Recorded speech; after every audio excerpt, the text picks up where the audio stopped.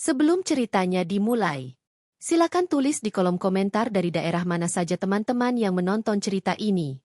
Dan jangan lupa like dan subscribe, agar channel Cerita Ar bisa terus berkembang dan mempersembahkan cerita yang terbaik. Udara pagi di kawasan elit Jakarta itu terasa sejuk, meski matahari sudah mulai memancarkan sinarnya. Burung-burung kecil bertengger di pepohonan rindang yang berjajar rapi di sisi jalan. Di tengah lingkungan mewah tersebut berdirilah sebuah rumah bergaya modern minimalis, dengan dinding kaca tinggi dan taman depan yang tertata rapi, milik keluarga besar Ayu. Ayu, seorang wanita berusia 26 tahun, tengah duduk di teras sambil menyeruput teh hangat. Wajahnya teduh, berhijab rapi, dan matanya memancarkan kelembutan yang jarang dimiliki perempuan lain seusianya. Dari luar, hidupnya terlihat sempurna, cantik, pintar, terlahir dari keluarga kaya, dan memiliki usaha yang sukses. Namun Ayu selalu merasa bahwa kebahagiaan tidak diukur dari materi semata. Sejak kecil, Ayu tumbuh di tengah kasih sayang orang tua yang luar biasa.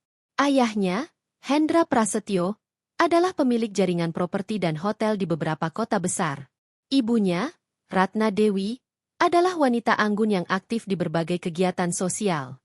Meski berasal dari keluarga berada, kedua orang tuanya menanamkan sikap rendah hati dan mandiri pada Ayu. Kekayaan itu titipan. Yang abadi adalah hati yang baik. Begitu pesan ayahnya yang selalu ia ingat. Hari-hari Ayu cukup padat. Ia mengelola butik pakaian muslimah yang dirintisnya sejak kuliah, sekaligus menjadi direktur muda di salah satu perusahaan keluarganya. Namun di balik kesibukan itu, ia tetap menyempatkan diri untuk menjalani hobi, membaca novel, menulis jurnal, dan sesekali traveling. Meski usianya sudah matang untuk menikah, Ayu tak terburu-buru. Ia tidak ingin menikah hanya karena tekanan lingkungan. Ia menginginkan pasangan yang benar-benar mencintainya apa adanya, bukan karena harta atau status. Namun, sebuah pertemuan di acara reuni kampus beberapa bulan lalu perlahan mengubah hatinya. Di acara itulah Ayu berkenalan dengan Wahyu, seorang pria sederhana yang bekerja sebagai staf teknik di sebuah perusahaan kontraktor. Berbeda dengan pria-pria yang biasa mendekatinya, Wahyu tidak terlihat canggung atau minder meski tahu latar belakang Ayu. Ia justru banyak bercerita tentang hobinya memotret dan mimpinya membangun usaha sendiri. Senyum tulusnya membuat Ayu merasa nyaman, dan sejak saat itu komunikasi mereka berlanjut. Namun, Ayu belum menceritakan banyak tentang keluarganya kepada Wahyu. Bukan karena tidak percaya, tapi ia ingin melihat sejauh mana pria itu mengenal dirinya tanpa embel-embel kekayaan. Ia tak tahu bahwa pertemuan sederhana itu akan menjadi awal dari perjalanan hidup yang penuh warna, antara cinta, pengkhianatan, dan kekuatan untuk bangkit. Pagi itu, saat Ayu menatap langit biru dari teras rumahnya, ia sama sekali tidak menyangka bahwa hidup damai yang ia nikmati akan berubah drastis. Semuanya hanya tinggal menunggu waktu. Sejak pertemuan di reuni kampus itu, komunikasi Ayu dan Wahyu berjalan lancar. Awalnya hanya sebatas pesan singkat menanyakan kabar, membagikan foto kegiatan sehari-hari, atau mengomentari postingan media sosial masing-masing. Namun, perlahan interaksi itu menjadi rutinitas yang selalu dinanti. Wahyu bukan tipe pria yang gombal berlebihan. Ia lebih sering membuat Ayu tersenyum lewat cerita-cerita sederhana. Pernah suatu malam, Wahyu mengirimkan foto secangkir kopi di meja kerjanya dengan keterangan, "Nggak ada yang lebih nikmat dari kopi malam-malam sambil ngitung bahan bangunan. Tapi kalau ada kamu di sini, pasti lebih enak." Bukan kalimat romantis ala drama Korea, tapi cukup membuat pipi Ayu memanas. Mereka mulai sering bertemu, biasanya di kafe kecil yang tidak terlalu ramai. Wahyu memilih tempat-tempat sederhana, berbeda dari pria lain yang selalu berusaha mengajak Ayu ke restoran mewah. "Aku nggak mau kamu capek dandan berlebihan cuma buat makan malam. Yang penting kita bisa ngobrol," katanya suatu kali. Perkataan itu membuat Ayu merasa dihargai bukan karena penampilannya saja. Namun, di balik senyum dan cerita yang mengalir, Ayu diam-diam mengamati Wahyu. Ia mencoba memahami sifat asli pria itu. Wahyu tampak pekerja keras, sering bercerita tentang proyek-proyek di lapangan, kadang mengeluh tentang atasan yang keras, tetapi jarang mengeluh soal hidup. Yang penting bisa makan, sehat, dan punya orang yang mau dengar cerita, ucapnya sambil menatap Ayu dengan tatapan yang sulit dijelaskan. Sementara itu, Ayu sengaja belum memberitahu Wahyu soal status dan kekayaan keluarganya. Ia khawatir itu akan mengubah cara pria itu memperlakukannya. Dalam benaknya, jika hubungan ini berlanjut, ia ingin yakin bahwa cinta itu murni. Maka setiap kali mereka bertemu, Ayu memilih tempat netral, tidak pernah mengundang Wahyu ke rumah besarnya, dan hanya mengatakan bahwa ia bekerja di butik milik sendiri. Suatu sore, saat hujan turun rintik-rintik, Wahyu menjemput Ayu dari butik untuk makan malam. Hanya dengan motor tuanya, mereka melaju di jalanan yang basah. Angin malam menusuk, tapi Ayu justru merasa hangat. Rasanya seperti menemukan kenyamanan yang sudah lama ia cari. Sesekali Wahyu menoleh ke belakang, memastikan Ayu tidak kedinginan. Kalau hujannya makin deras, kita berhenti ya, katanya sambil tersenyum. Dalam perjalanan pulang malam itu, Ayu sempat bertanya, Wahyu, kalau suatu hari nanti ternyata aku bukan orang seperti yang kamu kira, kamu masih mau sama aku? Wahyu tertawa kecil. Aku nggak pernah mikir kamu siapa atau punya apa. Yuk, aku cuma pengen tahu kamu mau jalan bareng aku sampai tua atau enggak. Jawaban itu membuat hati Ayu bergetar. Ia belum tahu apakah kata-kata itu tulus atau hanya manis di awal. Tapi malam itu, ia memutuskan untuk percaya. Setidaknya untuk sementara. Yang tidak Ayu ketahui, dunia Wahyu di luar sana jauh lebih rumit daripada yang terlihat. Dan pada waktunya, kenyataan itu akan mengetuk pintu rumahnya, membawa cerita yang tidak pernah ia bayangkan. Hari itu, udara di ruang tamu rumah keluarga Ayu terasa berbeda. Ada aroma bunga melati segar yang menghiasi meja, dan kursi-kursi tamu telah ditata rapi menghadap ruang utama. Ratna Dewi, Ibu Ayu, tampak sibuk memastikan setiap sudut rumah terlihat sempurna. Kita harus memberikan kesan baik untuk keluarga Wahyu, katanya sambil memeriksa vas bunga. Ayu duduk di kamarnya, mengenakan kebaya pastel sederhana yang membingkai wajah anggunnya. Di depan cermin, ia menarik napas panjang. Hari ini adalah hari yang akan menentukan langkah besar dalam hidupnya. Meski hubungannya dengan Wahyu baru beberapa bulan, ia merasa ada kecocokan yang jarang ia temukan sebelumnya. Suara deru mobil di halaman membuat jantung Ayu berdegup lebih cepat. Dari balik jendela, ia melihat Wahyu turun dari mobil bersama kedua orang tuanya. Wahyu mengenakan batik coklat, tersenyum ketika matanya bertemu dengan mata Ayu yang mengintip. Namun, senyum itu tidak sama dengan tatapan ibunya, Nyonya Sulastri, yang menatap rumah Ayu dengan sorot mata yang sulit diartikan. Ada semacam penilaian cepat, seolah-olah ia sedang menimbang-nimbang sesuatu. Proses lamaran berlangsung sesuai adat. Wahyu duduk tegak, menyampaikan niat baiknya untuk meminang Ayu. Ayah Ayu menyambut dengan hangat, sementara ibunya tersenyum penuh arti. Ayu memperhatikan gerak-gerik ibu Wahyu, yang lebih banyak diam, hanya sesekali menjawab pertanyaan dengan singkat. Ayu berusaha menepis rasa tak nyaman itu. Mungkin beliau hanya lelah atau gugup. Setelah prosesi lamaran selesai, keluarga Wahyu dijamu makan malam. Wahyu tampak berusaha mencairkan suasana, bercerita tentang masa kecilnya dan pengalamannya bekerja di lapangan. Ayu sesekali tertawa mendengar ceritanya. Meski di sela-sela, ia tak luput menangkap lirikan ibunya Wahyu yang terkesan, mengamati setiap gerakannya. 2 bulan setelah lamaran, pernikahan mereka digelar megah di ballroom hotel bintang 5 milik keluarga Ayu. Undangan berjumlah ratusan, dekorasi bunga memenuhi ruangan, dan cahaya lampu kristal berkilau memantulkan kebahagiaan di wajah para tamu. Ayu tampak seperti putri dalam gaun pengantin putih yang anggun, sementara Wahyu berdiri gagah di sampingnya mengenakan setelan jas. Di hadapan para tamu, mereka mengucap janji suci. Ayu merasa dadanya hangat, percaya bahwa inilah awal dari kebahagiaan yang selalu ia impikan.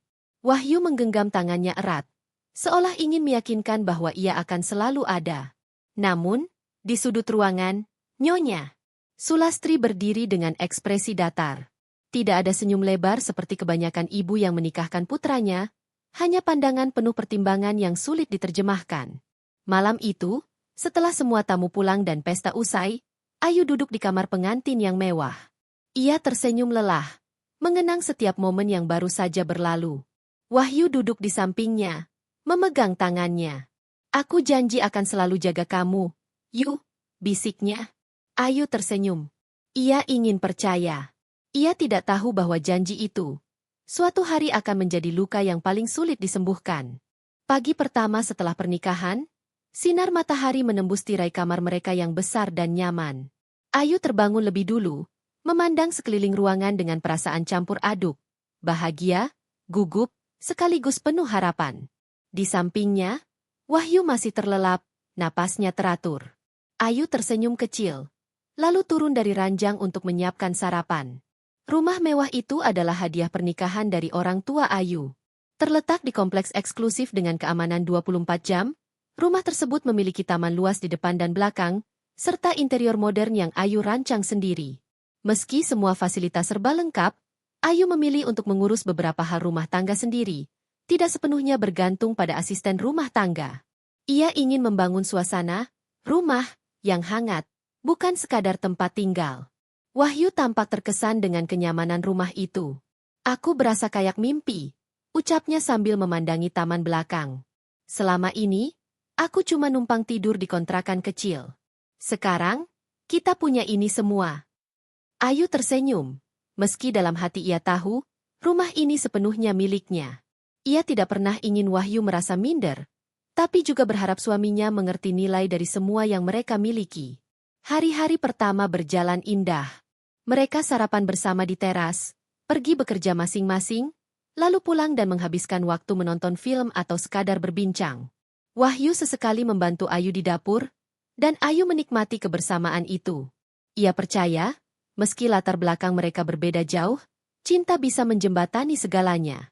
Namun, di sela kebahagiaan itu, Ayu mulai melihat hal-hal kecil yang menggelitik hatinya. Wahyu kadang terlalu santai soal keuangan, mudah mengeluarkan uang untuk hal-hal yang tidak terlalu penting. Pernah suatu sore, ia pulang membawa gadget baru yang harganya cukup mahal. Buat kerja, yuk, katanya singkat. Ayu tidak membantah, tapi menyimpan catatan di kepalanya. Malam-malam mereka kadang diwarnai obrolan tentang masa depan. Wahyu bercerita ingin membangun usaha kontraktor sendiri suatu hari nanti.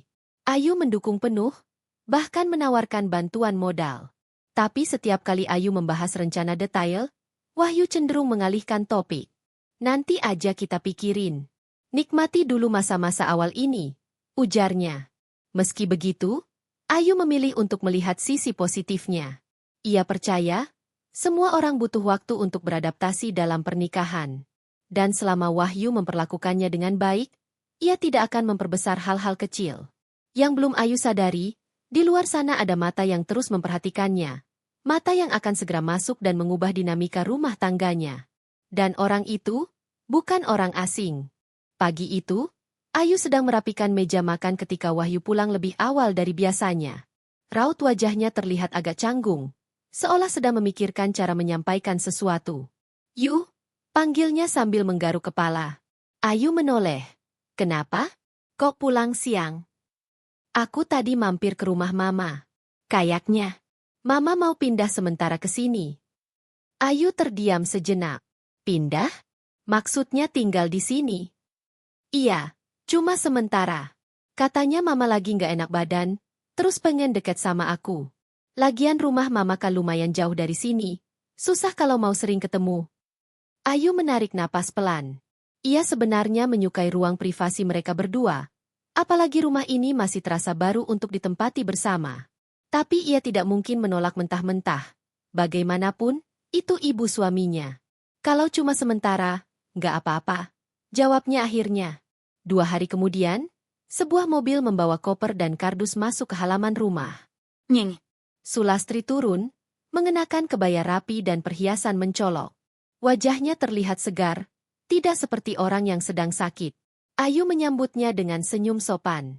"Selamat datang, Bu. Semoga betah di sini." Sulastri tersenyum tipis.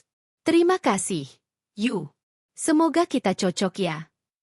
Awal-awal, suasana masih terkendali.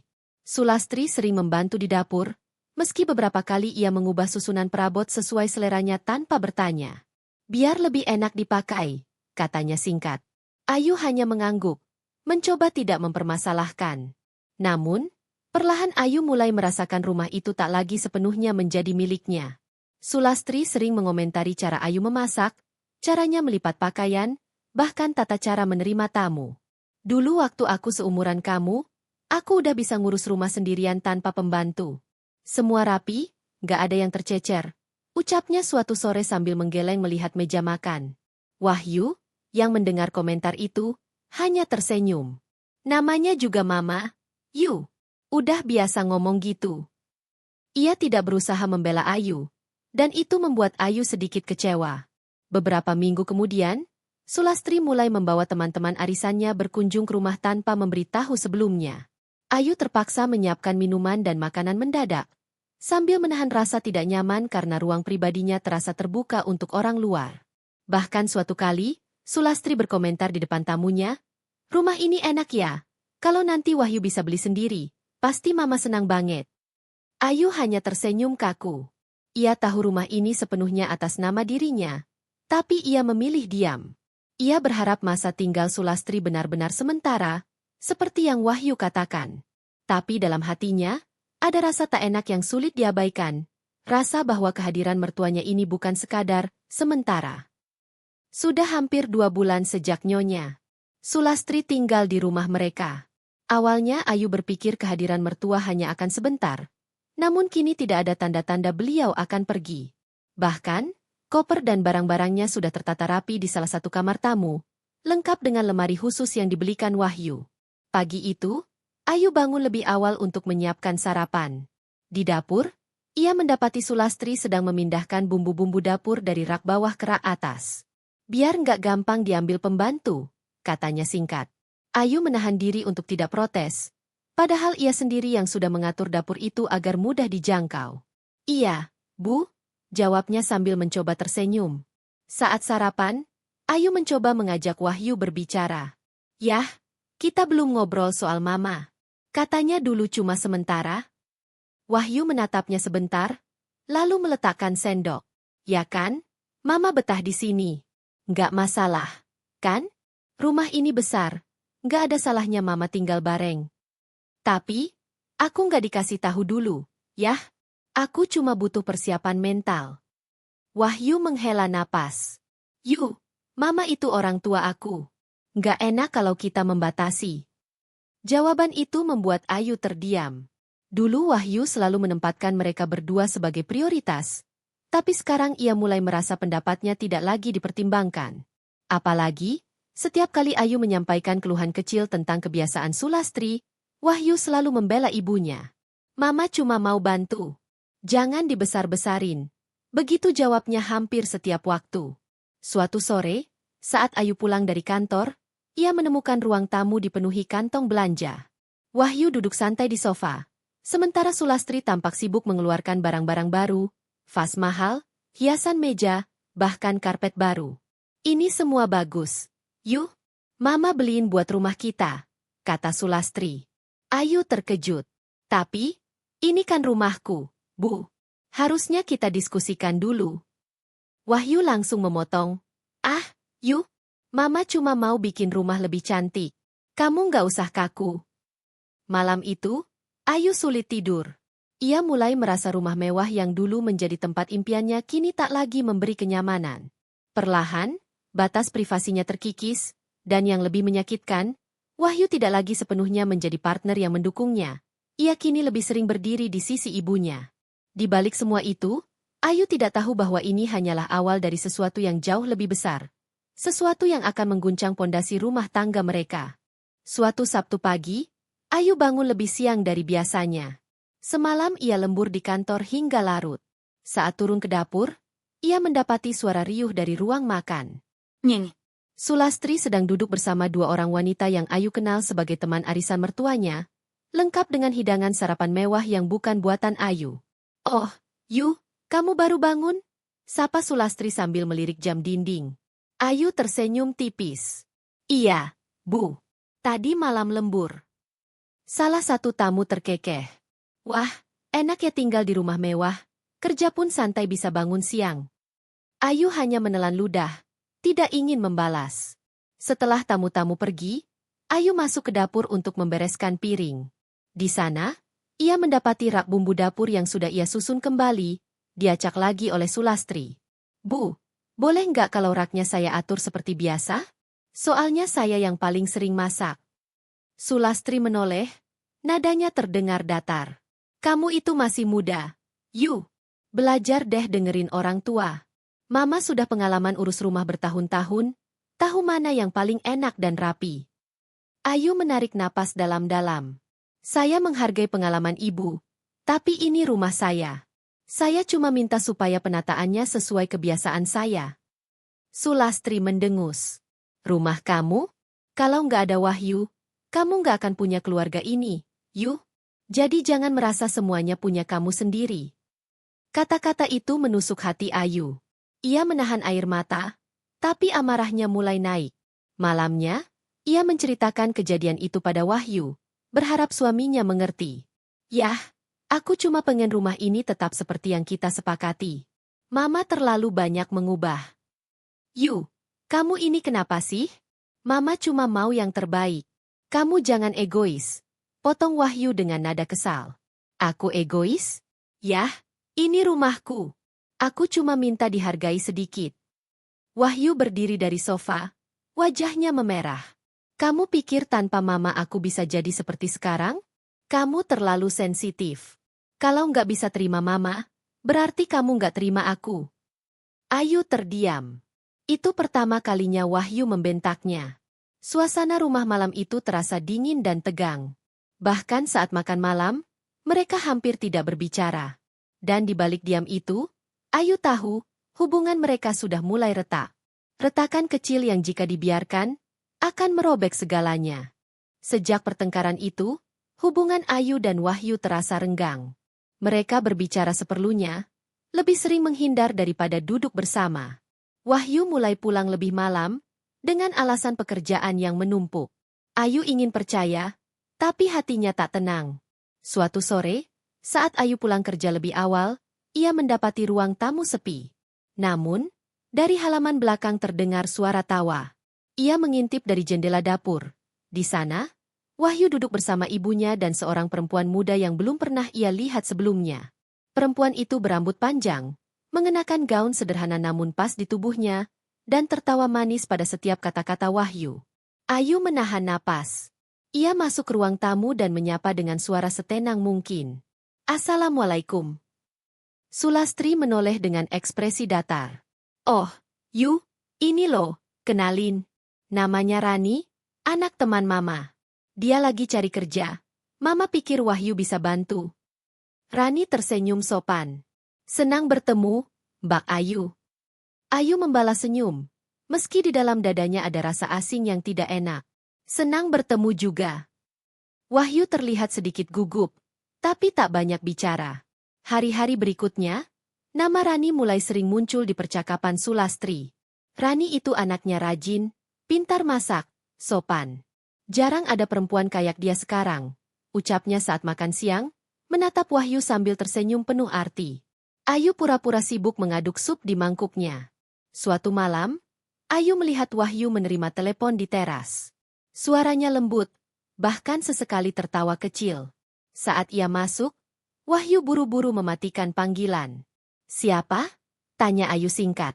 Teman kantor, jawabnya cepat, tanpa menatap mata Ayu. 3 hari kemudian, Ayu tanpa sengaja melihat pesan masuk di ponsel Wahyu yang tertinggal di meja makan. Pesan dari nama yang tak asing lagi, Rani. Mas, besok jadi jemput aku? Mama udah bilang kan? Hati Ayu berdegup kencang. Ia mencoba menahan diri untuk tidak gegabah. Tapi di kepalanya, potongan-potongan kejadian belakangan ini mulai menyatu menjadi gambaran yang menakutkan.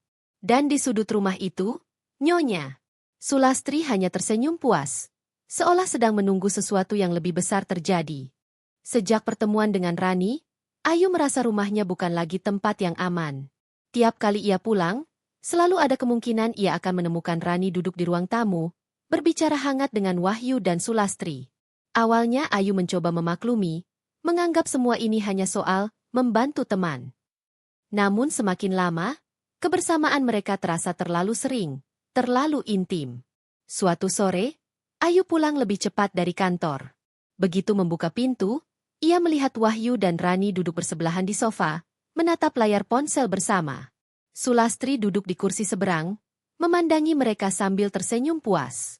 Oh, Ayu, kamu pulang, ucap Sulastri datar. Wahyu berdiri cepat, seolah terkejut. Ini cuma ngobrol soal kerjaan, katanya tergesa.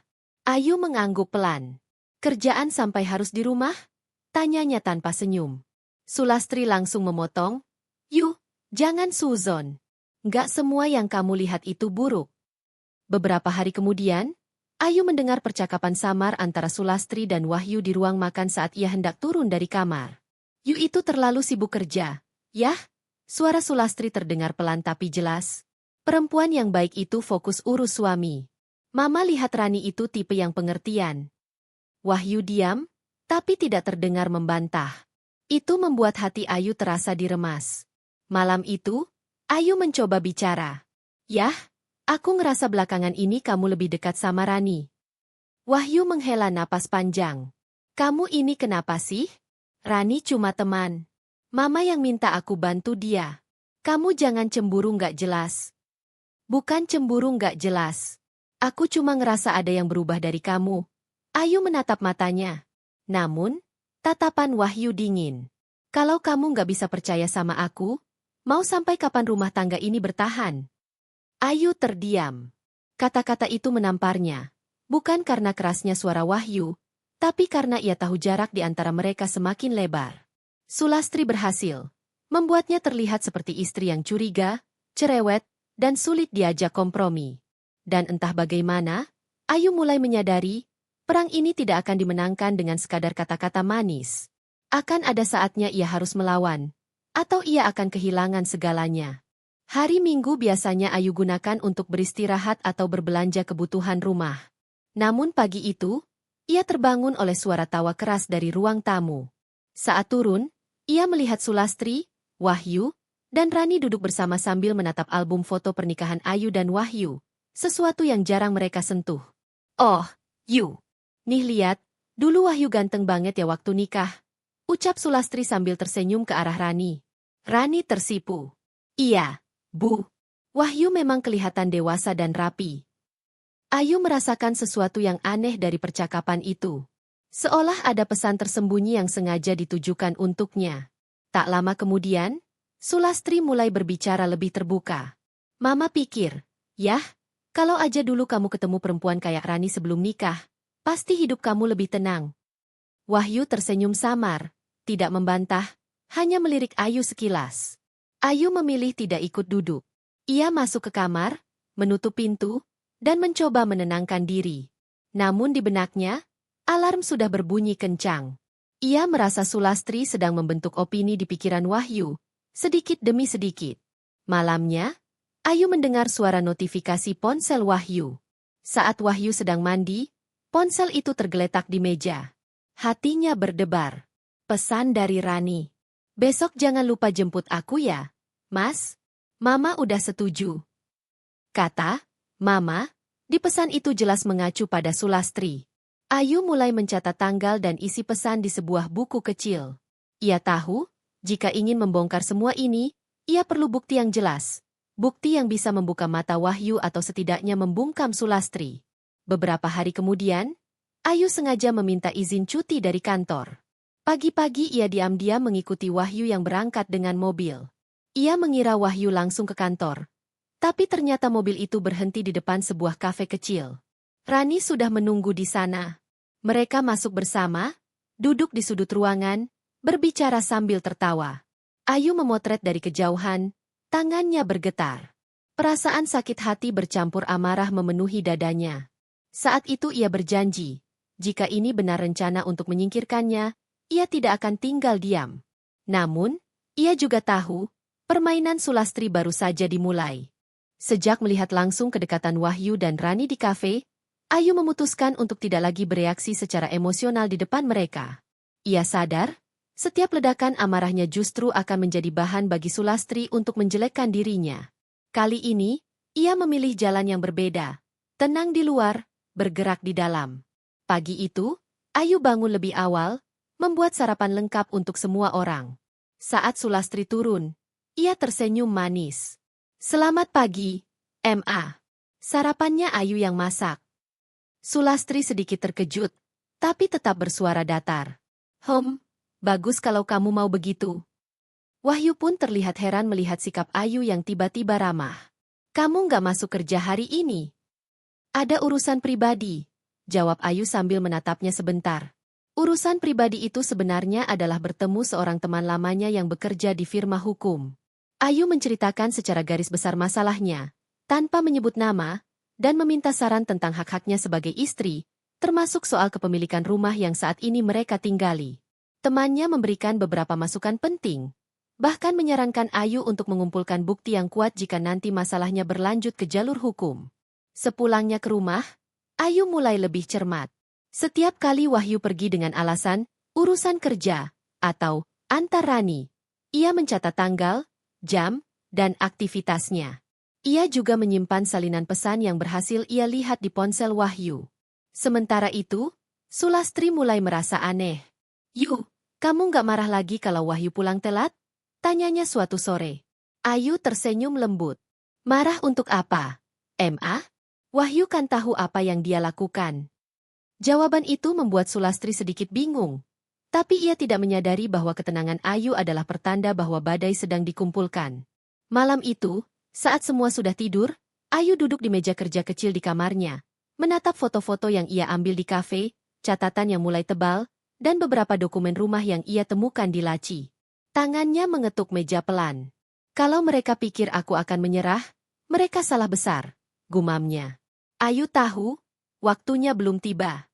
Tapi saat itu datang, ia akan memastikan pukulannya tepat sasaran. Hari itu hujan deras sejak pagi. Ayu sedang bekerja di ruang tamu ketika mendengar suara Sulastri dan Wahyu bercakap-cakap di dapur. Suaranya cukup keras untuk didengar, meski mereka tidak tahu Ayu ada di sana. Yah, Mama nggak mau nunggu lebih lama. Rani itu perempuan baik. Sayang kalau kelamaan. Mama lihat kamu juga cocok sama dia. Suara Sulastri terdengar serius. Wahyu terdiam beberapa detik. Tapi, aku udah nikah sama Ayu. Gimana caranya? Kalau kamu nggak bahagia, pisah itu pilihan. Rumah ini kan punya Mama. Kamu nggak usah takut nggak punya tempat tinggal. Ayu menahan napas. Rumah ini memang berdiri di atas tanah milik keluarga Wahyu. Tapi renovasi besar-besaran dan seluruh isinya dibeli dengan uang hasil kerja kerasnya. Kata-kata Sulastri itu membuat darahnya berdesir. Lagi pula, Mama udah bicara sama Rani. Dia mau kok kalau kamu serius. Lanjut Sulastri, suaranya penuh keyakinan. Tapi Ayu. Ya, jangan mikir dia lagi.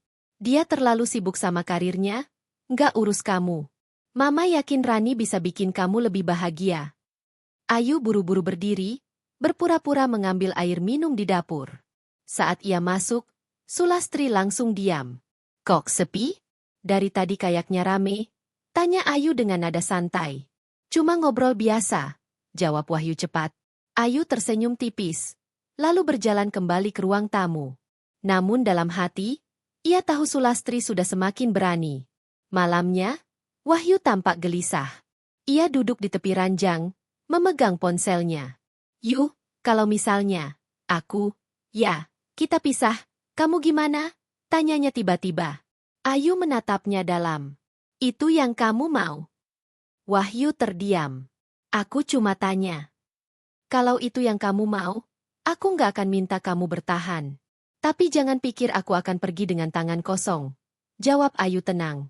Wahyu menatapnya lama, seakan mencoba membaca pikirannya. Tapi Ayu sudah berbalik, mematikan lampu, dan berbaring. Matanya terbuka di kegelapan, pikirannya penuh rencana. Jika Sulastri mendorong Wahyu ke jurang, maka Ayu akan memastikan ia dan Rani ikut terjun bersamanya. Sepekan setelah percakapan di dapur itu, situasi rumah semakin terasa aneh bagi Ayu. Rani makin sering datang tanpa alasan jelas. Kadang membawa makanan, kadang hanya duduk ngobrol dengan Sulastri dan Wahyu di ruang tamu. Suatu sore, Ayu baru pulang dari kantor ketika mendapati mereka bertiga tertawa lepas. Rani duduk di sofa dengan posisi miring. Jaraknya hanya sejengkal dari Wahyu. Oh, Ayu udah pulang, ujar Sulastri dengan nada yang terdengar terlalu ceria. Ayu hanya tersenyum tipis, meletakkan tasnya, dan masuk ke kamar. Ia tak ingin membuang energi untuk ribut. Setidaknya belum sekarang. Namun, malam itu ia mulai melancarkan langkah kecil.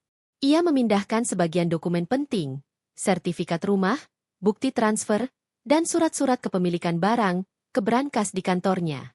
Ia tahu, jika situasi memanas, Sulastri bisa saja mencoba memanipulasi atau menguasai dokumen itu. Keesokan harinya, Sulastri mulai bermain lebih agresif. Ayu, Mama pikir kamu harus kasih Wahyu kebebasan. Dia masih muda. Sayang kalau terikat sama kamu terus. Ujarnya tanpa basa-basi di meja makan. Ayu menatapnya sebentar. Kalau itu yang Wahyu mau, silakan dia bilang langsung ke aku. Wahyu yang duduk di sebelahnya menunduk. Tak berani menatap Ayu. Rani pun ikut menambahkan minyak ke api. Mbak Ayu, aku cuma pengen bilang, aku nggak niat ganggu. Tapi kalau Mas Wahyu butuh teman ngobrol, aku ada. Ayu tersenyum dingin. Bagus. Teman ngobrol banyak manfaatnya. Apalagi kalau nanti harus teman berbagi susah senang. Kalimat itu membuat Rani sedikit terdiam. Tapi Sulastri malah mengalihkan topik. Sementara di belakang layar, Ayu menghubungi dua orang yang bisa membantunya.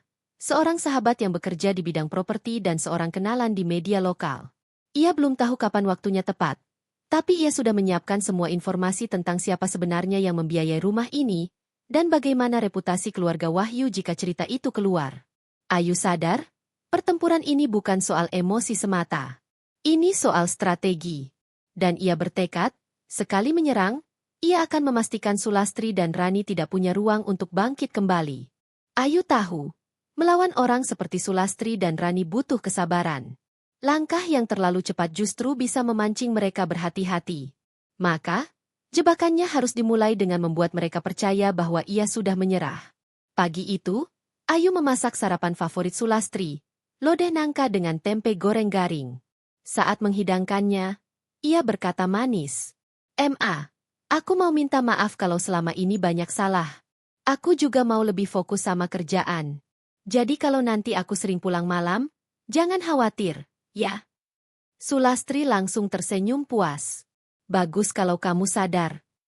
Wahyu pun terlihat lega. Mengira ketegangan mulai mereda. Rani, yang kebetulan datang membawa jus, ikut duduk dan tersenyum seperti pemenang. Wah, seneng lihat Mbak Ayu udah akur sama Mama. Ujarnya. Yang tidak mereka tahu, alasan Ayu sering pulang malam adalah untuk mengatur pertemuan dengan sahabatnya di bidang properti, mengurus legalitas yang memperkuat posisinya, dan juga bertemu kenalan media untuk menyiapkan berita yang bisa menjadi bom waktu. Malamnya, Ayu memulai bagian kedua dari jebakannya, pura-pura memberikan kebebasan penuh kepada Wahyu. Yah, kalau mau pergi sama Rani atau siapapun, nggak usah sungkan. Aku nggak mau mengekang kamu, ucapnya saat mereka berdua di kamar. Wahyu menatapnya curiga. Kamu beneran nggak apa-apa? Ayu mengangguk sambil tersenyum. Aku cuma mau kita saling percaya. Beberapa hari berikutnya, strategi ini mulai membuahkan hasil. Wahyu dan Rani menjadi semakin berani tampil mesra di depan Sulastri, bahkan sesekali tanpa sadar melakukannya di rumah saat Ayu ada. Sulastri pun tak lagi menutupi dukungannya pada hubungan itu. Ayu memanfaatkan momen-momen tersebut untuk merekam percakapan, memotret interaksi mereka, dan menyimpan semua bukti di folder khusus. Ia sengaja membiarkan mereka merasa aman, karena hanya dengan begitu mereka akan menunjukkan wajah aslinya tanpa topeng. Di dalam hatinya, Ayu berkata, teruslah merasa menang. Karena saat aku mengangkat pedang, kalian bahkan takkan sempat menghindar. Malam itu hujan gerimis. Ayu baru pulang dari pertemuan kantor ketika melihat mobil Wahyu tidak ada di garasi. Ia menebak Wahyu sedang keluar, mungkin bersama Rani. Ia masuk rumah, menyapa Sulastri yang duduk di sofa menonton sinetron. Wahyu keluar. "Ma?" tanya Ayu. Sulastri mengangguk tanpa menoleh.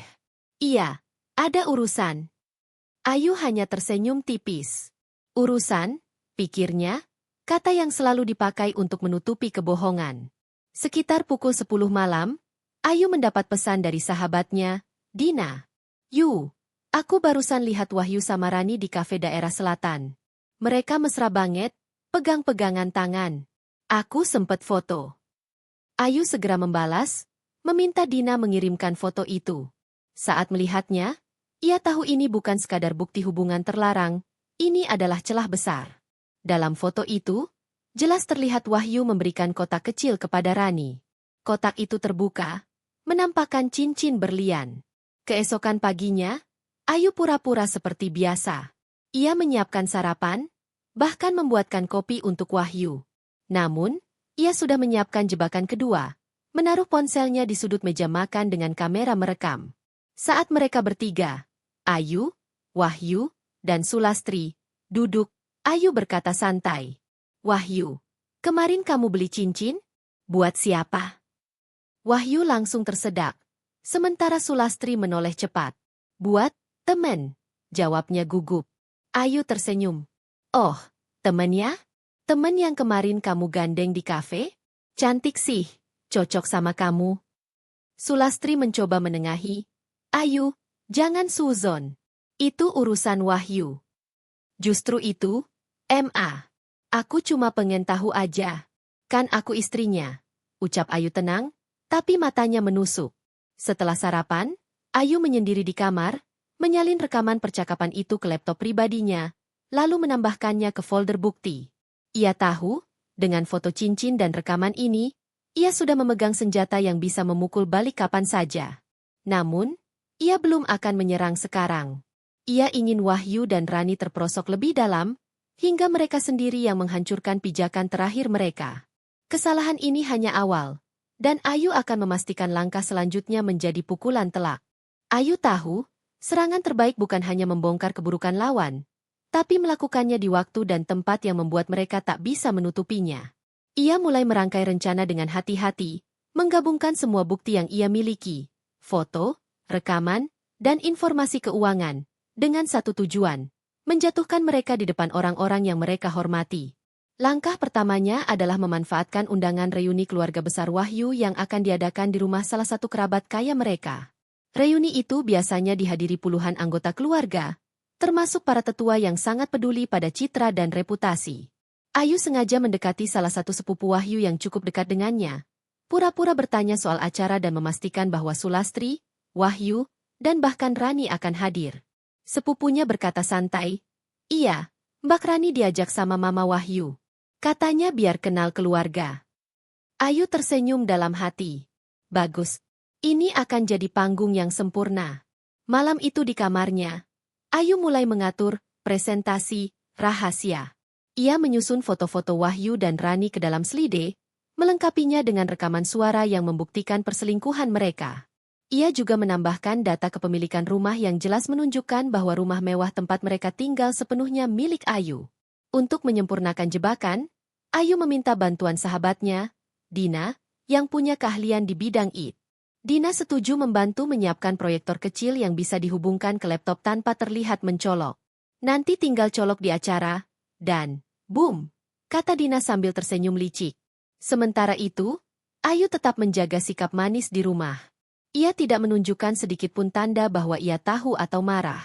Bahkan ia mengajak Sulastri berbelanja kain batik untuk acara reuni, membuat mertuanya semakin yakin bahwa Ayu sudah menyerah dan menerima keadaan. Namun, di dalam hati Ayu mengulang satu kalimat seperti mantra. Biar kalian tersenyum hari ini. Karena besok, senyum itu akan hancur di depan semua orang. Hari reuni keluarga tiba. Sejak pagi, rumah sudah ramai dengan persiapan. Wahyu terlihat rapi dengan kemeja baru, sementara Sulastri mengenakan kebaya modern yang jelas ingin memamerkan kebanggaan sebagai tuan rumah. Rani pun hadir dengan gaun pastel yang sengaja memperlihatkan kesan manis. Padahal Ayu tahu hati wanita itu busuk. Ayu datang dengan kebaya sederhana namun elegan, rambut disanggul rapi, dan senyum tipis yang penuh arti. Di tangan kanannya, ia membawa sebuah tas tangan mewah. Di dalamnya, laptop kecil yang sudah berisi bom waktu untuk malam nanti. Acara dimulai di rumah besar milik Paman Wahyu. Meja panjang dipenuhi hidangan tradisional dan modern. Musik gamelan halus terdengar di latar, dan orang-orang bercakap-cakap dengan hangat. Sulastri sibuk memperkenalkan Rani kepada kerabat yang belum mengenalnya. Ini loh, Rani, anak baik, Mama suka sekali sama dia, katanya dengan bangga, seakan-akan Ayu tak berdiri hanya beberapa langkah dari situ. Wahyu terlihat sedikit gugup saat Ayu menghampirinya. Kamu cantik malam ini, katanya, mencoba basa-basi. Ayu membalas dengan senyum datar. Terima kasih. Yah, kamu juga? Terlihat seperti orang yang punya banyak rahasia. Wahyu tertawa kecil, menganggap itu hanya candaan. Menjelang malam, acara memasuki sesi perkenalan dan ucapan keluarga. Semua anggota keluarga diminta naik ke panggung kecil untuk berbicara. Saat giliran Sulastri, ia memuji Wahyu dan menyebut Rani sebagai teman dekat keluarga yang sudah seperti anak sendiri. Ayu berdiri di antara kerumunan, menatap mereka seperti penonton yang menunggu adegan klimaks. Di tengah tepuk tangan, Ayu berpura-pura berbicara pada salah satu panitia teknis. Mas, sebentar lagi aku mau presentasi ucapan untuk keluarga. Bisa bantu sambungkan ini ke proyektor? Katanya sambil menyerahkan laptop. Panitia itu mengangguk tanpa curiga. Di sudut ruangan, Dina, yang menyamar sebagai tamu, mengawasi dengan tatapan penuh kode. Ayu mengangguk tipis. Panggungnya sudah siap. Lampu akan segera menyala, dan mereka tidak akan pernah melupakannya. Musik gamelan berhenti. Semua tamu duduk rapi, memperhatikan panggung kecil di tengah ruangan. Paman Wahyu memanggil. Selanjutnya, kita beri kesempatan untuk Ayu, istri Wahyu, yang ingin memberikan sedikit ucapan. Ayu melangkah ke depan dengan tenang. Kebayanya yang sederhana justru membuatnya tampak anggun di bawah cahaya lampu. Ia berdiri di depan mikrofon, lalu tersenyum hangat kepada semua orang. Selamat malam, keluarga besar. Terima kasih sudah menerima saya selama ini. Malam ini, saya ingin berbagi sedikit cerita tentang keluarga. Di belakang, Dina menekan tombol pada ponsel kecilnya. Slide pertama muncul di layar proyektor, foto Ayu dan Wahyu di hari pernikahan mereka, tersenyum bahagia. Ini adalah hari ketika saya percaya, keluarga akan selalu saling menjaga, kata Ayu, suaranya lembut namun tegas. Slide berikutnya berganti, foto Wahyu menggenggam tangan Rani di kafe. Beberapa tamu mulai berbisik, alis terangkat. Namun, kadang, orang yang kita percaya justru memilih jalan berbeda. Lanjut Ayu, matanya menatap lurus ke arah Wahyu. Wahyu berdiri kaku. Sulastri mulai gelisah, berusaha menutup layar dengan tubuhnya, tapi sudah terlambat. Slide ketiga muncul, video pendek rekaman suara dari meja makan tempo hari. Ayu, buat siapa cincin itu? Wahyu, buat temen. Beberapa orang menutup mulut, terkejut. Yang lain melirik Sulastri dengan tatapan tak percaya. Ayu melangkah maju sedikit. Dan untuk rumah mewah yang selama ini menjadi tempat tinggal kami, izinkan saya luruskan. Slide berikutnya menampilkan sertifikat rumah, lengkap dengan nama Ayu sebagai pemilik tunggal. Rumah itu adalah hasil kerja keras saya, bukan Wahyu, bukan Sulastri. Namun mereka justru membawa wanita lain masuk ke dalamnya. Ruangan hening. Lalu terdengar bisikan-bisikan semakin ramai. Ayu menatap Rani, yang wajahnya pucat pasi. Rani, terima kasih sudah menunjukkan wajah aslimu. Semoga cincin yang kau dapat itu sepadan dengan harga dirimu. Sulastri mencoba bicara. Ayu, ini. Ayu memotong, suaranya dingin. Maaf, Ma. Mulai malam ini, kalian semua tidak lagi tinggal di rumah saya. Barang-barang kalian akan saya kirimkan besok. Kalian bebas memulai hidup baru. Dimanapun, asalkan bukan di bawah atap saya. Tepuk tangan pelan terdengar dari beberapa kerabat yang tidak suka dengan sikap Sulastri. Wahyu berdiri membeku, wajahnya merah menahan malu. Ayu menunduk hormat kepada keluarga besar, lalu turun dari panggung tanpa menoleh lagi. Di luar, hujan mulai turun deras. Tapi di hati Ayu, badai itu akhirnya reda, karena ia sudah mengambil kembali kendali hidupnya.